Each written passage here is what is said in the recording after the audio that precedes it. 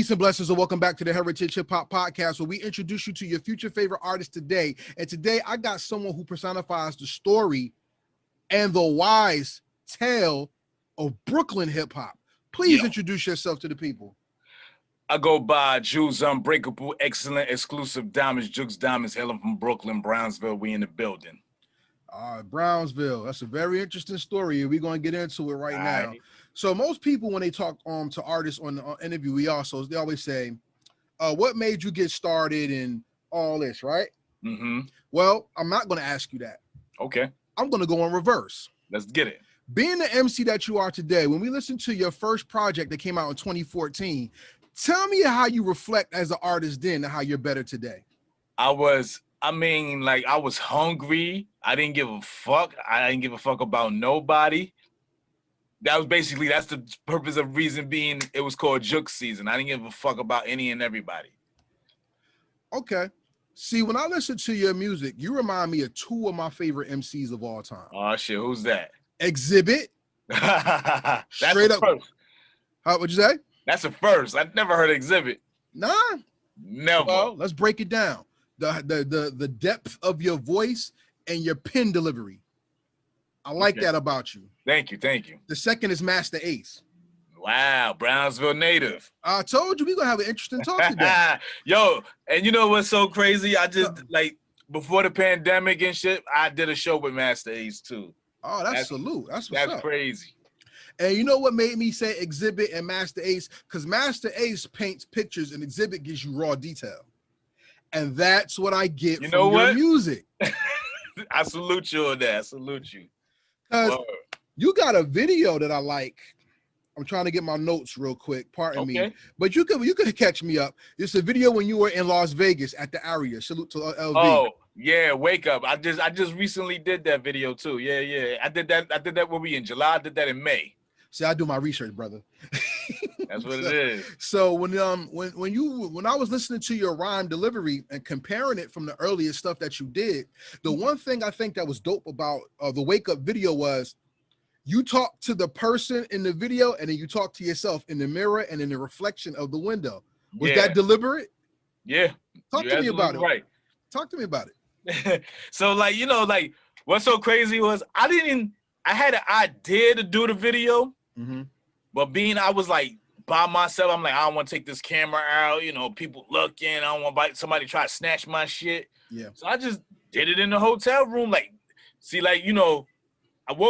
I'm on a time frame to wake up 5 in the morning to walk my dog.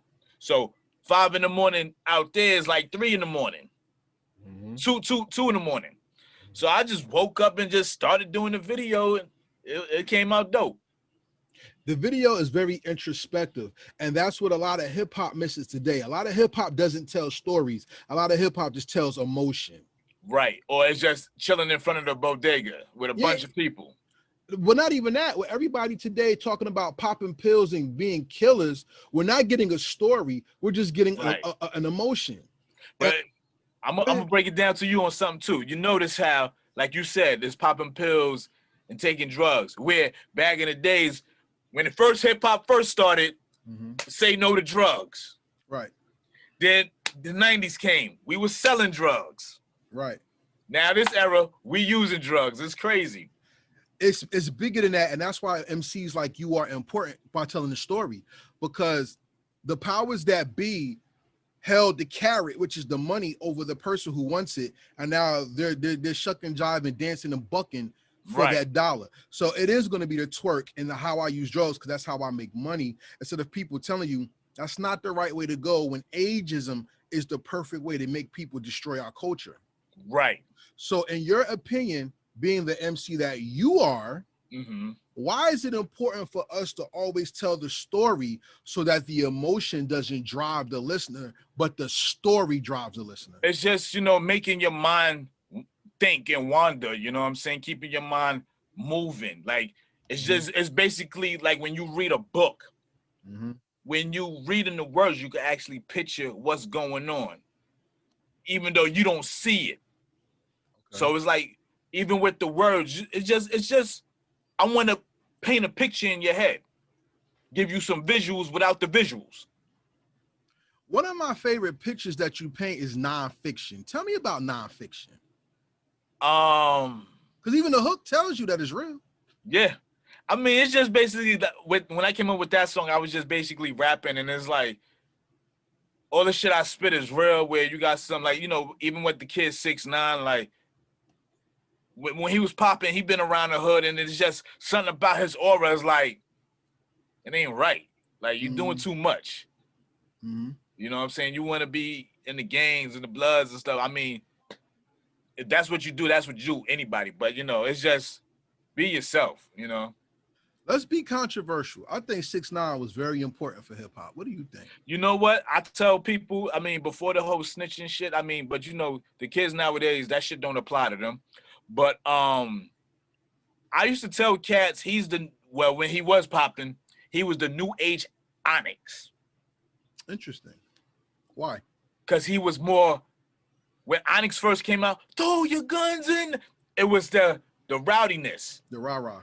Yeah, and that's what he had. You know what I'm saying? If you think about it, when Onyx came out, you ain't want to see no bald head nigga with a crooked eye come up to you. Facts. You know what I'm saying?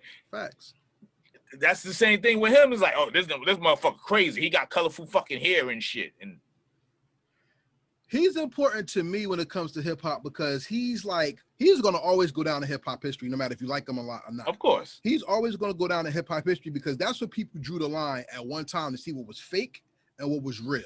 Right. And in the 90s and your generation, which I don't even call you a 90s rapper, I would call you somebody more influenced by the late 90s and early 2000s. Yeah, you're absolutely correct with the graphs and the Joe Buttons. Yep. Mike Hands, Black Hand Entertainment, what's good? Graph. That's what I get from you. You know what I'm saying? Yeah. And yeah, we talk over here. You see that? Yeah. So I think 6ix9ine was like the stamp point for what's real and what's not.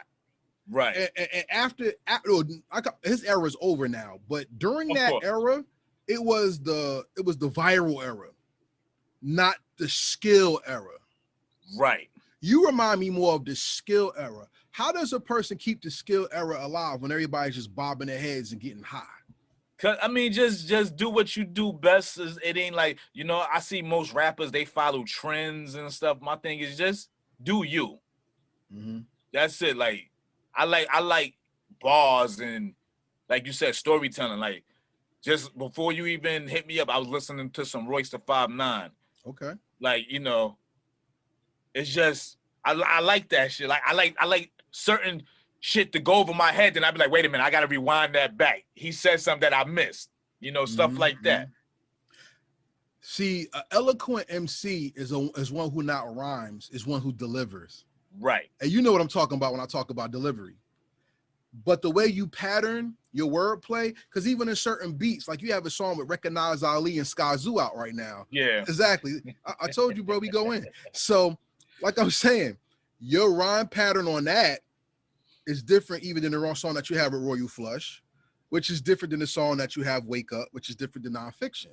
You even got one with it's another MC I heard. We'll get back to that in a minute. Yeah. But delivery is the key to making a person understand what you're saying or a reader understand a novel. Right. Let's flip this. What's one of the most important books you read that made you a better writer when it came to your MC marksmanship? Ah, man, a better book. Shit. See, I read a lot of books, but the better one had to be The Art of War. Sun Tzu. Yep. So what part of The Art of War made you set your rhymes up or your production up to make your rhymes more, let's just say, advantageous to the ear? Damn. See, that's a book like that made it, but it's just the fact that, you know what it is? I'm not even going towards like the dictate the book, but I always loved English going to school. Okay. You know, like I used to get like, real talk, I used to get like A's and B's. And, you know, it was one time where I wasn't doing so good because I was cutting class. I had to do summer school. And then the teacher was like, yo, write a poetry. I said, oh, you done fucked up now. And mind you, I'm in 11th grade. I'm like, yo, you done fucked up. This is what I do. And what I wrote, I was basically, I don't remember the shit, but okay, I was basically talking about what's going on in my neighborhood and with a certain individual and stuff. And the teacher, being that she was white and not from the hood, right. she thought that it was, I came up with this out of nowhere. I'm like, this is real life. So it's like, I can't really say an actual book and the details of it, but it's just overall English. That was my favorite subject. So you like bringing people into your world, basically. Right. Tell me about the song "How We Live" and how you brought people into your world on that song. Just basically telling about where I came from. Like even on the visuals, that's the projects I used to live in. That same door I was standing by, that was that's where I lived with my grandmother, apartment 3F. And you know, everything in that shit was real life. From actually started rhyming in the lobby, seeing the older cats doing it, then I took it to school and wanted to start rapping. So that's real life. See how we did that? Most people ask you when you start rapping, but you told me when you started rapping. That's what I'm talking about. Because keeping it real and going through your catalog, I gotta tell you, the most impressive thing that you do is use your voice to bring people into the song. That's the mark of an artist, not a rapper. See, a rapper is a person who puts paper on boxes. Right. An artist is a person who could paint the picture, because you talk about canvases as well. So what's more important to you, the broad stroke of the canvas and making people see the entire picture, or making little marks like Bob Ross so people can go into the picture and then pull back on some Bob Ross shit? Yeah, that's you. All right, I respect it. Because then somewhere in the background you're gonna see a little man with a fishing rod. From a distance, you won't even see that.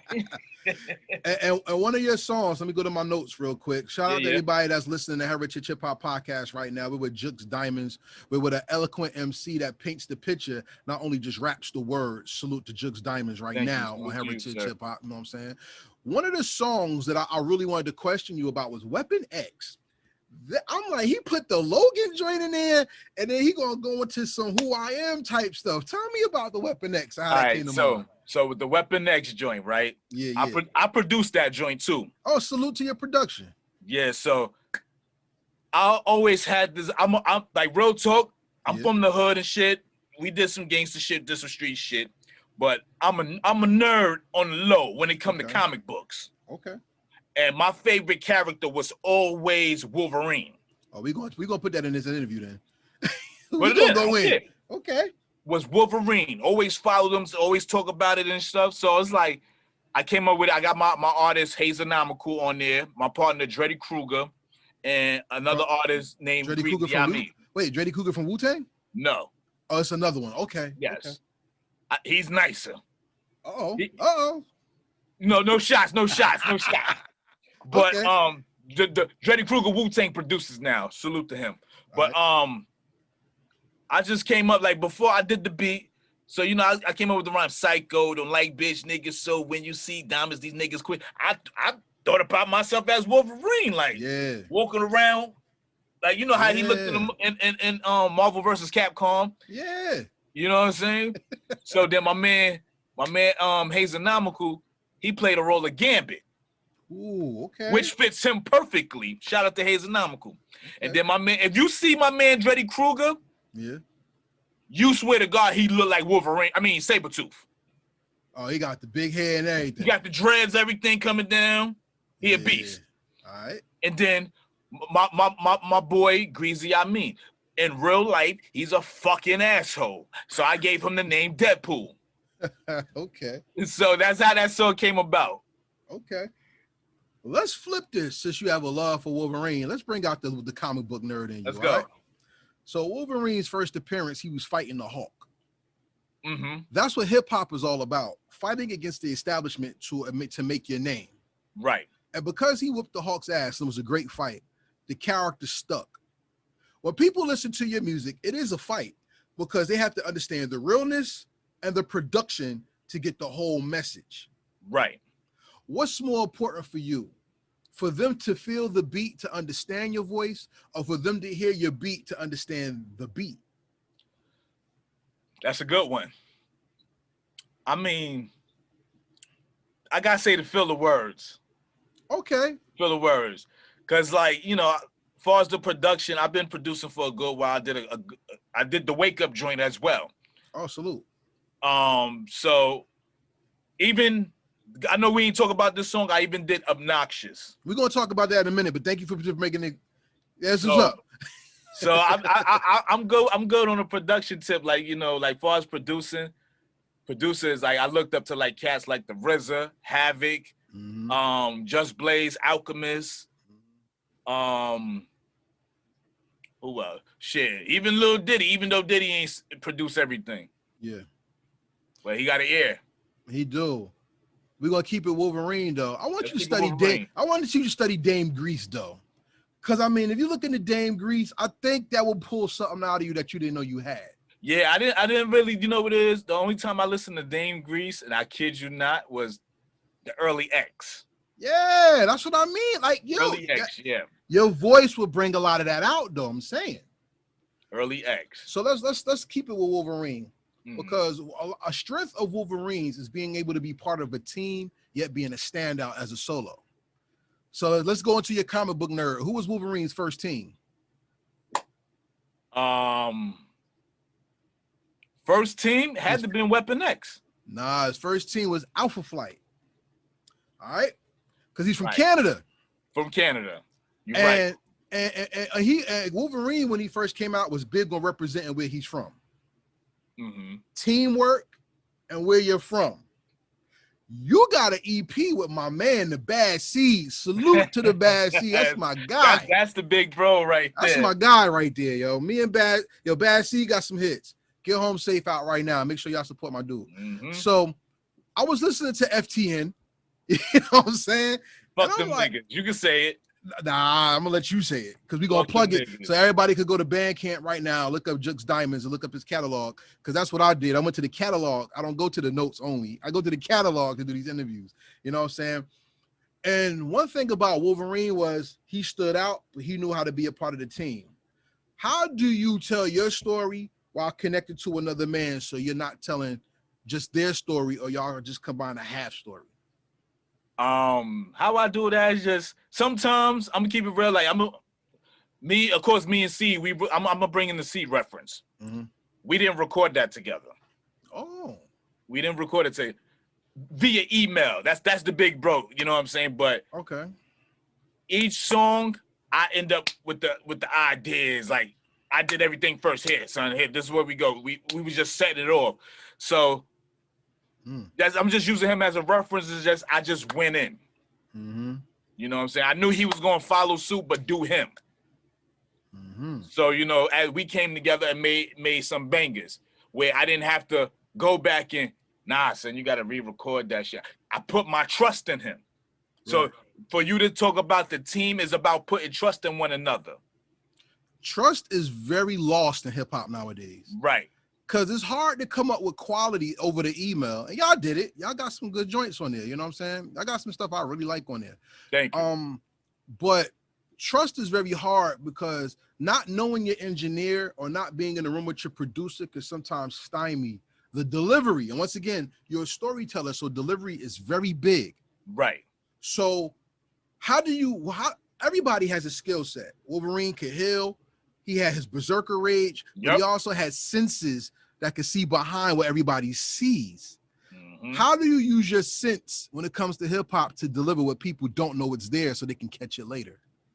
So since you brought up with the whole engineering stuff, like I have an engineer named C4 and Dan the Man, Pro Town USA. You know, they did a lot of work with Sean Price, and you know, they did all the boot camp albums. And it's just a certain sound they bring out. Like, say if I recorded my crib and shit, and it sounds good. Like, the long as the vocals is banging. But then when I go, I'll be like, all right, let's go to the big studio. They bring out this certain sound that makes it, oh my God, like bigger. You know what I'm saying? And that's the quality I look for. My shit got to be sonically correct. Shout out to all the engineers, because I'm gonna quote one of my favorite MCs out right now, Jay Wonder, where he says, half your MCs wouldn't be shit without your engineers. And that's a fact. We're gonna get the engineers they respect, you know what I'm saying?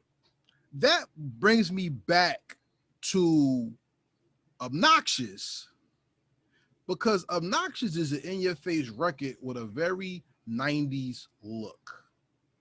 What is Obnoxious? Why did you want to personify that in the song? So I'm gonna tell you, I'm gonna break down the whole way I came up with the beat. Like, I just wanted something different, but just I was feeling myself at the time. All right. So I found this loop. I was like, oh, this shit is banging. Chopped it up, made it my own way, add the drums to it. So after I did, I just had the mean face, like, I'm really feeling myself. I feel like an asshole to everybody right now. So that's why I came up with the Obnoxious and stuff. Like after I did the beat, I sat here and wrote it. And then jumped in the booth, knocked it out. When I heard Obnoxious and I was listening to some of your feature tracks, like Salute to Royal Flush and the Badlands, y'all understand the hip hop. Come on, man. But there's certain MCs that I can hear you rhyming with. That's very interesting because of your voice pattern. I would love to hear you do a song with Edo G. Edo G. That's my guy, yo. Because Edo G has a delivery pattern that's different from yours, but y'all voices will play off of each other. Right. You working with Bad Seed through me. So I was like, damn, that's an interesting, because y'all voices are so stark and different. Yeah. You know what I'm saying? And I know engineering and getting that level to match must have been hell. You know what I'm saying? Nah, I mean, shout out to his man David Castro, his man Castro. He did that shit. Like he did it right. Yeah, I mean, y'all got some magic right there. FTN is pretty good, yo. Like I said, y'all got some magic. And part of catching magic in a bottle is that it has to be luck. But when you do it time and time again, it's not luck, it's a genius. Right. What is the genius of hip hop to you, and how do you display it? I mean, like, the genius is just, if it's something that catches my ear when it comes to the beats, like, I'll be like, oh my God, I gotta write to that shit. When it be like a regular beat, I'll be like, it's cool, I'll do something to it. You know what I'm saying? It gotta grab me. So that's where the magic will come from. You know what I'm saying? So let's talk about a grabber right now. Everybody, once again, this is Karev from Heritage Hip Hop talking to Juxx Diamondz, Brooklyn MC, who's a storyteller who brings you into his world. I'm looking for the song right now. Give me 1 second, because I'm going through my notes. He has a new project out right now, Lord Knows Volume 2. Don't be scared, be frightened. And I'm looking for here it goes, Church Music. Let's talk about break that up. Let's talk about church music. Let's talk about it. Because that song is big. The young lady who sings in that song, is that the young lady who sung in it was another video you had with a girl walking in pumps? Nope. She had all black on. That's two different people? Church Music, that's my wife. Salute to you as a married man and bringing your wife into your world and her actually doing it with you. That's a beautiful thing. Tell me about Church Music and where you were going with that, because Church Music is a big record. All right, cool. This how we gonna go with this one. That's one of my favorite joints too. Yeah. I didn't write the hook. Really?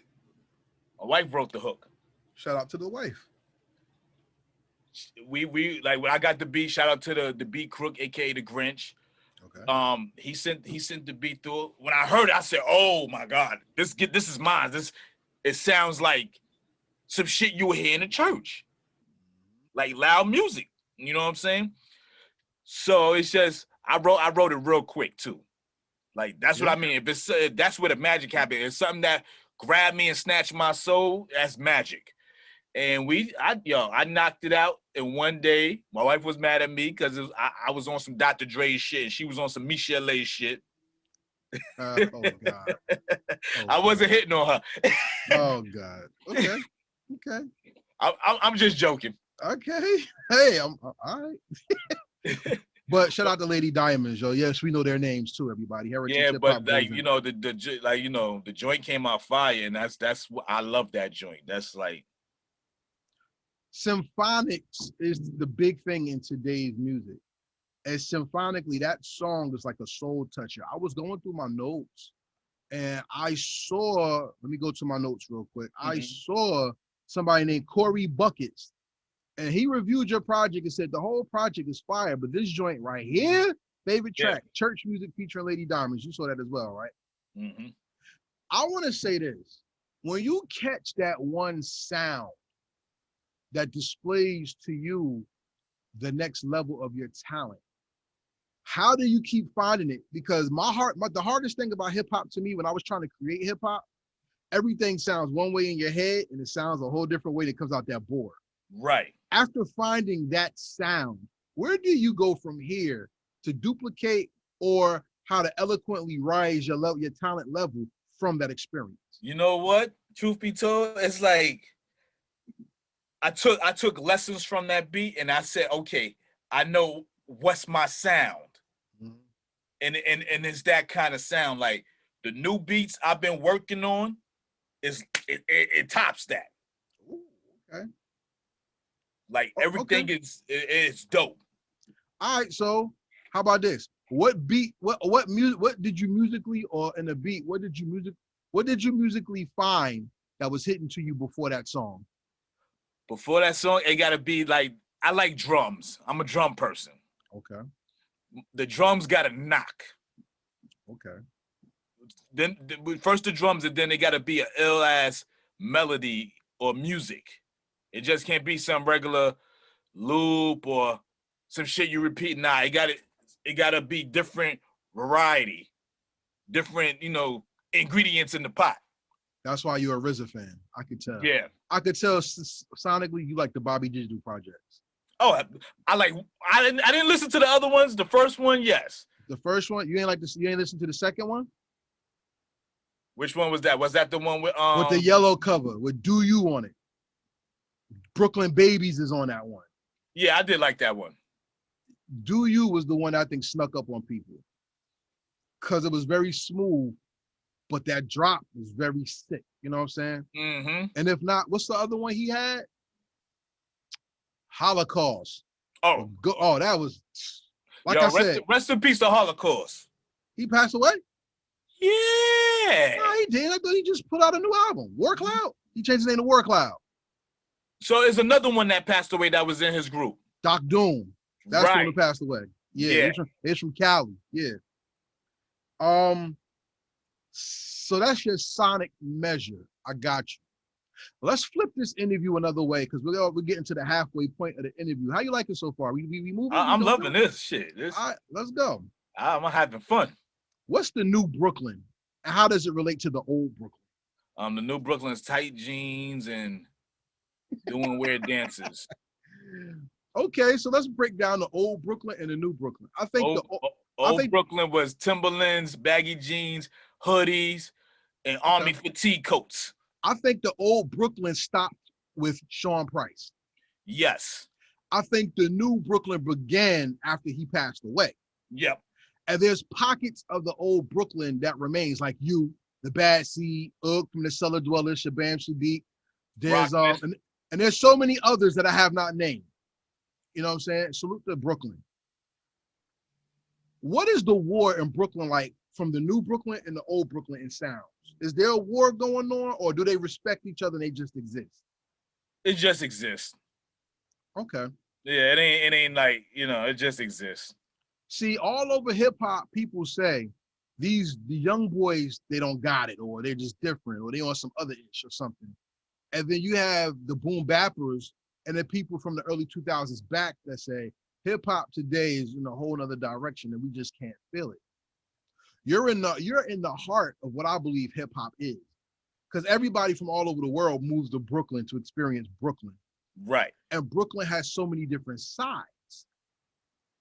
How did New Brooklyn touch the boroughs in your opinion? Well, not the boroughs, the different sections of Brooklyn, all right, so the different sections. So, like, you know what I'm saying? Like, when you got, like, the Bobby Shmurdas, the GS9s, like, their music it caught people's ears. Mm-hmm. Even though a lot of the music that they do now is that Chicago shit. Drill, yes.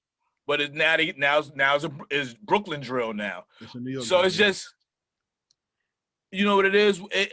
It grabbed the kids. So the kids started dancing, and where that's what hip hop started on, was dancing. It didn't start, you know what I'm saying? Mm-hmm. So it says it went back to the dancing mode where people want to have fun. I'm happy it did, because you can only talk about so much stuff so many times. And as you mature and get older, you start to see you did a lot of dumb stuff in your youth and you want to make up for it. You know what I'm saying? Right. So I respect that. I don't respect the ageism within it. Right. I'm gonna tell you this. There's two underrated MCs from Brooklyn I don't think get enough respect. And I'd like to know what you think about them in this new age of hip hop and how you keep yourself going. What does Billy Danz mean to you? Oh, that's MOP. That's Brownsville. That's take chains off. That's, come on, man. When I heard, baka. what do you say? A lot of people depend on me strongly. Damn, I can't remember the line. Damn, I had a car accident. My memory. Now you good. Well, when my man said, I'm Saratoga's finest, but first and father to Shania Lamik and your highness. Like, he's telling you, I'm from the street, yeah, but I'm a family man too. And Billy Danz always gave you the morality of the street dude who's trying to function and survive in two worlds at the same time. Right. How does Billy Danz inspire you? I mean, he inspired me from, being as a kid, seeing them like, oh, these motherfuckers is up the hill, like where I'm at. You know what I'm saying? Yeah. You got the main Brownsville projects, but them niggas is up Rockaway on Saratoga, like, oh shit, they up the hill. So it's like, it inspired me to be like, damn, if these niggas could do it, I could do it. Right. You know what I'm saying? That's like, even though we going from the Billy Danz, my projects is across the street from Brown. I'm from Langston Hughes. Okay. Then you have Sean Price from Brownsville Houses. Right. Then go the other direction from me up the block, you got Cephalo, where Still Rock is from. Yeah. So you know what I'm saying? And then also knowing John Forte was from Brownsville and Killer Priest being Brownsville. Yeah. So it's like, you know what I'm saying? The shit is all around me. I mean, I want to give a shout out to Brownsville in particular, because y'all specific brand of hip hop is us in Jersey, we love Brooklyn, because Brooklyn and Newark is like cousins. They like the same shit. Yep. It's bugged out. You know what I'm saying? Shout out to my dude, Pace One. Oh yeah, that's my guy right there. Outsider, salute. So Billy Danz, right? Billy Danz, like I said, is one of the most underrated MCs when it came to Brooklyn, because, and I'm not knocking anybody else, I'm just saying, for me personally, he's one of the few artists that gave you both sides of the coin at the same time. From YG to OG to YG to YG to OG, like he said in the Memphis Bleak joint, you know what I'm saying? Mm-hmm. But then you got older than Billy Danz, you got Brother J from the X-Clan. Brother J could give you a narrative and break it down so well that you felt like you was in a class, but it was the best class ever given. A good teaching. Exactly. Why do you think we're missing that in hip hop today? That people don't want to sit for the lesson; they just want to move through the track. You know what it is? Because that's boring to them. Okay. It's boring. They got short attention spans. You know what I'm saying? They want like, like they want to smoke weed. I mean, ain't nothing wrong with smoking weed, but they want to pop pills and disrespect females. You know what I'm saying? And that's it, and shoot each other. Yeah, we can't co-sign that. You know what I'm saying? It's all about gang. And unfortunately, the powers that be put their money into that, and now people are when you take people who are in need and you dangle what gets them out of need into something where they want to be, and you sell them a lie, the lie becomes this new standard, and that's what I hate. That's why I'm not gonna say real street music. I'm gonna say old Brooklyn is still necessary in today's music. If you had to personify old Brooklyn, what old Brooklyn artist, whether it doesn't matter, rapper, singer, producer, whatever, what old Brooklyn artist is the standard for you to always keep going? Still from Smith & Wesson. He's one of the most underrated MCs ever too. And I don't know if this applies to Brooklyn as a whole, but I've seen that they lost a general Rumble of their crew. So I want to say RIP to Rumble because I heard the stories and I know about the Deceps in Jersey and I know they connected to the Deceps in Brooklyn. So I want to give my humble respect to all them out there. You know what I'm saying? Yeah. But still is one of the MCs. Once again, he dares you the truth, but he can take your mind to another place because he can get political as hell. Yep. Real quick. You know what I'm saying? What part of life do you think people haven't touched the hip hop that hip hop needs to talk about more? Just, your upbringing. You know what I mean? I feel like a lot of people don't talk about their upbringing. And what part of your upbringing makes you the greater MC that you are today? Just me living in the same crib with my grandmother, my moms, my sister, and all my uncles and shit, and roaches, and seeing people get shot from the window and outside, like stuff like that. That's trauma. You're right though. No, that's trauma because it's unnatural to see people get killed. Yeah. And unfortunately, there's a new trend where people are getting murdered on social media on purpose. And that's trauma because that's not natural. Death is not a natural thing. If elephants have funerals and they grieve, it's unnatural for a higher level being like a human to see a death and not grieve. Right. Since we're not grieving, how has hip hop, you think, helped heal the trauma instead of causing the trauma? It's just, for this, I'm taking it from my opinion. Like, yeah.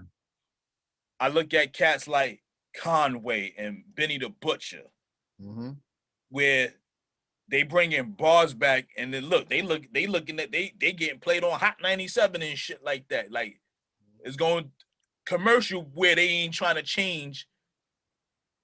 You get what I'm saying? That's the essence of hip hop. Yeah. Where if the stuff that we do, if we didn't get that certain light, they're just underground rappers. Facts. So then why should people be frightened and not scared? Because it's bars. It's bars. Good fucking music, man. Like, that's all I can say. It's good fucking music. And you I'm sorry, go ahead. And you can't deny good music. On Heritage Hip Hop, we have a segment called Truth Behind Bars. Okay. Where all MCs come on and give me acapella bars. See, the thing, the double entendre about the truth behind bars is when you're in jail, the truth is you have a story. Right. In hip hop, when you tell a story, you're kept there because you're intrigued by the story. So it's like you're locked behind a bar. Right. You know what I'm saying? What's the one bar that makes you sit down and write rather than just get up and say some bullshit that other people do? What do you mean? Like one bar of mine? No. Who sat you down? Well, like what MC said something that sat you down and made you go, damn, I gotta come a little better than that. Damn, that's a tough one for me. That's a real tough one. Okay. All right. This is out of the world, but You God. Okay, why and how? What song? Damn, what's the fuck is the name? I want to say it's Black Vampire or something like. Damn, nah, it was off a Ghostface album. Oh, the party joint? Nah. Okay. Is it Supreme Clientele? Elite Special Force, knowing if your style fake. The milk and pot, oil, gunshot, drama, soil.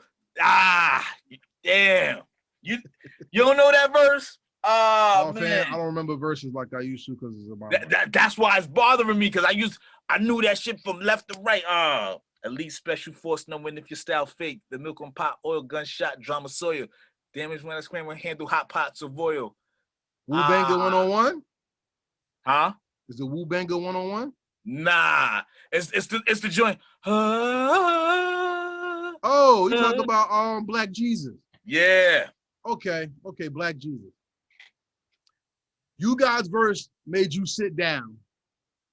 How and why? Because it was different than Ghost shit. Like Ghost was spitting, but it's like, all right, what the fuck is he? You want to know the whole science about this shit? Like the milk of pot oil, gunshot, drama, soil. Like you be like, what the fuck? Like, you know, that shit want to make you think and analyze. Like, yo, I don't know what the fuck he talking about, but that shit sound dope. Ghostface and Wu-Tang are our East Coast E40s. Because E40 be saying some shit. He's like, what the hell is he talking about? And so Cream Clientele was a linguistic album that, to this day, it messes me up that he said, I don't even know what I was talking about. I just rhyme words. You be like, that shit sounded so hot, though. Yeah. You know what I'm saying? But it's so crazy because that's how them niggas really talk. Facts. Regular convo. So then it's like, you got to really like, oh, shit. These motherfuckers really talk that shit, you know? Let's take it back to Brownsville. Killer Priest was one of your favorites? He wasn't one of my favorites, but I like this music. I like Killer Priest a lot. How did you know? I don't know if you knew this. Did you know that Killer Priest was dissing Raekwon and Ghostface on that Juxx song? No, I didn't. Fourth Chamber? No. So he was judged wisely. Yeah. Other surprise me. Between two pillows of ivory. I'm lively. My dome piece. Okay, keep going. You know it. Well, look. Look, it don't matter. But this part where he said, niggas throw they growl and spit, clutch their fists, or throw up signs like a crip. I forgot the rest. I'm sorry. Forgive me, y'all. But he said on that session, Raekwon and Ghostface was snapping on him. So that was his snap back on Fourth Chamber at them. See, when you get stories like that, Brownsville never ran, never will. You know what I'm saying? Brooklyn has that attitude of no matter what you do, we everywhere and we represent where we're from. Yep. What does it mean to be from Brooklyn and to carry hip hop on your back? It's just Brooklyn is like, it's like not to discourage the other boroughs, but it's like, yo, it's like we carry that crown. Okay. You know what I'm saying? We carry that crown like Brooklyn keeps on taking it. Yeah, there you go. We take that shit too. But you know, it's just Brooklyn. It's just a way of style, you know what I'm saying? It's just a way of living. And just to say I'm from Brooklyn, you know, Borough of Kings, you know what I'm saying? That's it. Kings County. I want to give a major shout out to Juxx Diamondz. Shout out to Juxx Diamondz. He's one of my influences when it comes to hip hop. And one thing that Juxx Diamondz always did was stand strong in his word. And that's the one thing about hip hop that I think is missing. And what we need to get back is standing on our words. Let me explain myself to you, and you just tell me what you think. I think a lot of people are not artists in hip hop. I think they're participants. I think a lot of people are full of shit, period. And one thing I hate is like, because people love Biggie and he passed away, wanted to be Biggie, and then Jay-Z so bad, is they stopped writing their lyrics down. And the word that you write down is just as powerful as the word that you speak, because that is your legacy. That's how people will go back and see you. So smart asses, I'm gonna talk to y'all out here. If you don't write your lyrics, you don't copyright or get your publishing, you don't exist. And then if after your song is old or whatever, you can still republish your written words in a book and make money. That's free jewels for you. So now that I gave the jewel, and I want to hear what you have to say. Why is the word just as important as the beat, but disrespected more than the beat in hip hop?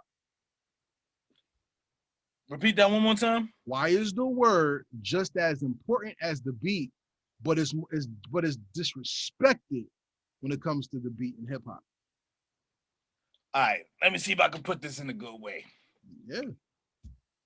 Your word is important because like you got to carry that shit. You know what I'm saying? That means that people, your word is people believing in you, is trusting in you. What you say goes. You know what I'm saying? And far as with the beat, is just the beat makes you. It doesn't make you, but you make the beat. Because a lot of niggas can have a beat, rap over beat, but it doesn't say that beat fits you. Facts. You know what I'm saying? Like I'm like being that you talk about beats and the words, like do you remember the I Get Money beat? Yep. I had that beat. Before 50 had it. It was supposed to be me and I don't know. You remember another Brooklyn rapper named Q the Kid? Yeah, I think I heard him one time. Yeah. Q the Kid. He used to be in a group with Red Cafe and Gravy. It was called Franchise. Mm-hmm. We were supposed to do it. He kept taking forever. I'm like, yo, dog, let's do this shit. So when that motherfucker, I didn't even know that shit came out. 50 shit. Mm-hmm. The nigga hit me up, was like, yo, that beat, who you got it from? I told him the producer. He said, nah, this producer produced it. I said, nah. I said, why? Oh, 50 got it. So I was like, oh shit. But what I'm trying to say is like, it wasn't meant for me to have that beat. Right. And the shit that we didn't sound right on it. Right. So 50 did his thing on that shit. Okay. We're going to end the first part of this episode off with this question. This is direct to you though. Okay. I love hip hop, as you can tell, probably. Right. I love the fact that hip hop is more. I don't believe hip hop is music. I believe hip hop is God. How we celebrate God in our creative juices and creative essences. You know what I'm saying? Right. And one thing about hip hop that slept on is album cover art. Concrete Ruins is genius. I love that cover because it has a dual meaning to me. And I wanted to know if that's the same as it means for you. Tell me about Concrete Ruins cover and what it means. Hey, Concrete Ruins cover, I designed it myself. It represented like everywhere in the world is something bad going on.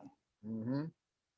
Everywhere else is, people be thinking shit is supposed to be beautiful and shit. No, I'm gonna show you the bad things about it. And you know what's so crazy about that cover? I caught slack with the producers that I worked with. Why? Because it's an Israel thing, and they were from overseas, so they felt the way about it. Yeah, I'm like, listen, this is hip hop right here. Mm-hmm. You can't feel away when motherfuckers is putting Hitler or anybody else on the cover. Right. You know what I'm saying? But that what it represented for me was just basically everywhere in the world is going through a ruin. It represented hip hop. It's a building breaking down. Exactly. That's where hip hop came from, and that's why I love that cover so much. Thank you. Everybody, salute the Juxx Diamondz, who's on Heritage Hip Hop podcast right now. Please give everybody your social media and how they can find you and your music.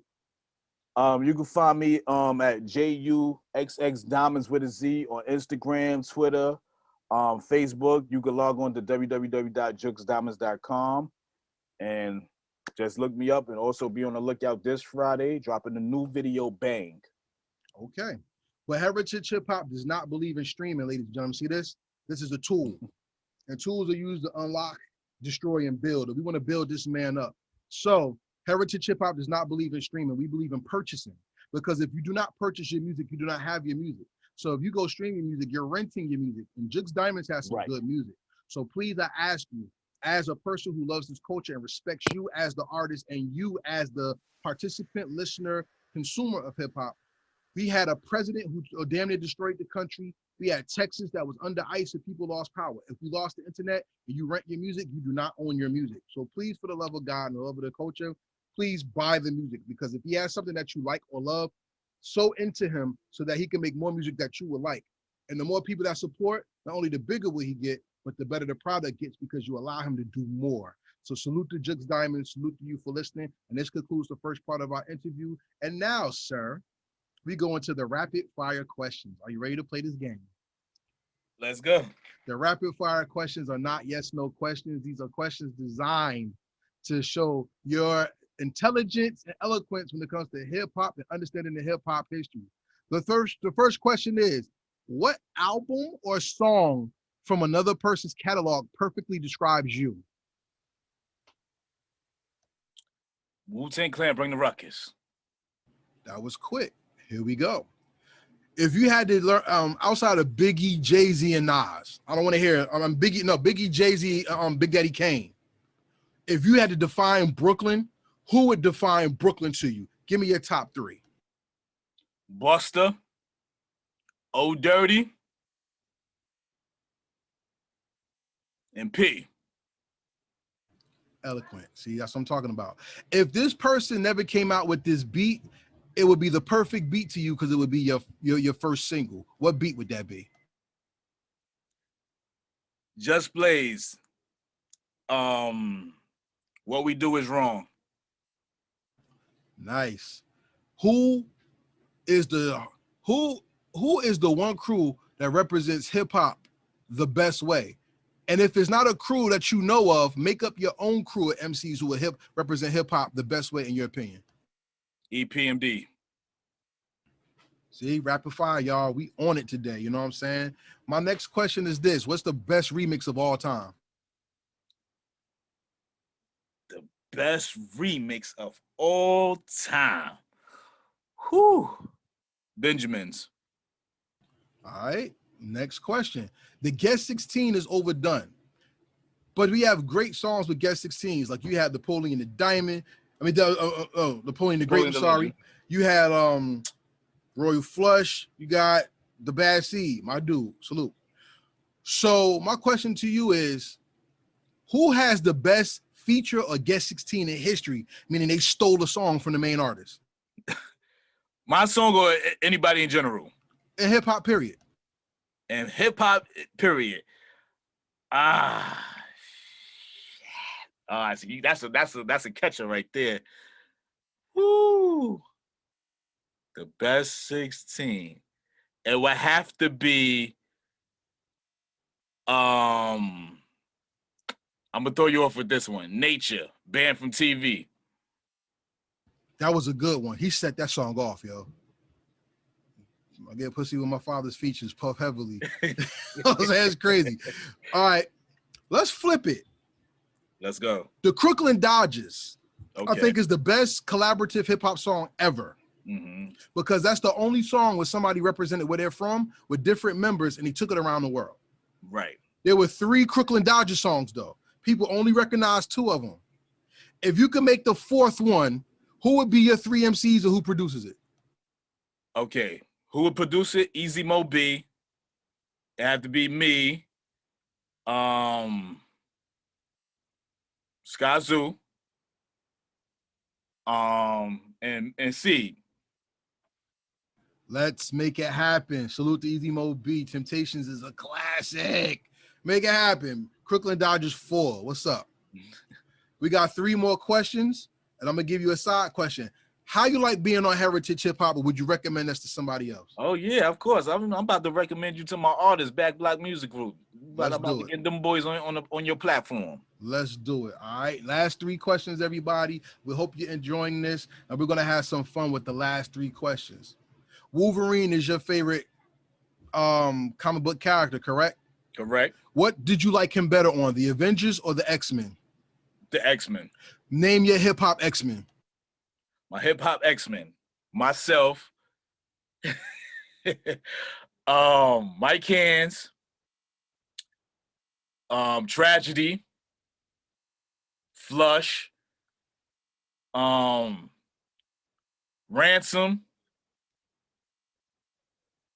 And Capone. All right, and we got Jersey in there. Don't even front. And Ransom, salute. Salute to everybody on the squad. Second to last question is this: if you can make your dream track, who would produce it and who's going to feature with you? Who's going to produce it? It got to be Primo. And I'm about to throw you off with this one. It got to be Snoop on it. That'd be hot. Why not? Snoop could flow his ass off, so why not Snoop? You know what I'm saying? All right, well, we got to the end of this interview, everybody. Once again, this is Karev, Heritage Hip Hop. Make sure you like, subscribe, share, comment. This hip hop podcast is available on YouTube, Spotify, iTunes, and Anchor.fm. So wherever you Google Heritage Hip Hop, we are there. You can also hear this and visit us at heritagehiphop.com, where we give you free music only to the members, and membership is free. So go to heritagehiphop.com, and thank you for subscribing and supporting my man right here, Juxx Diamondz. With that being said, this is the last question. We thank you for coming on Heritage Hip Hop. We have an open door policy. You do not have to be Billboard Top 100. All you got to do is have a story to tell and have good music to share, and you're always welcome. All right? Thank you, brother. You got it. So the final question is this. In 2023, the Hip Hop Museum's opening up in the Bronx. 500 years from now, somebody's going to see Juxx Diamondz' name on a wall, and they say, who is Juxx Diamondz? And they're going to push a red button, and your hologram's going to come out the wall, and they're going to hear your music.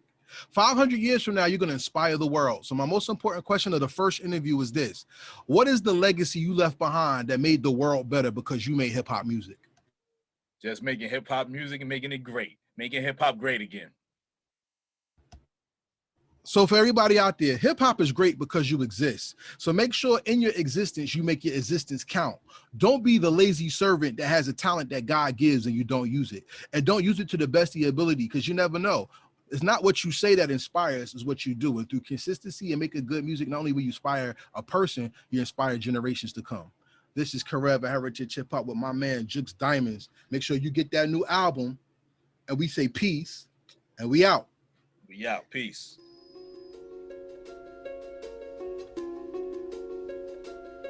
Thank you for watching our presentation. We ask that you subscribe to our YouTube family and hit the notification bell for updates. Please like, comment, and share this video.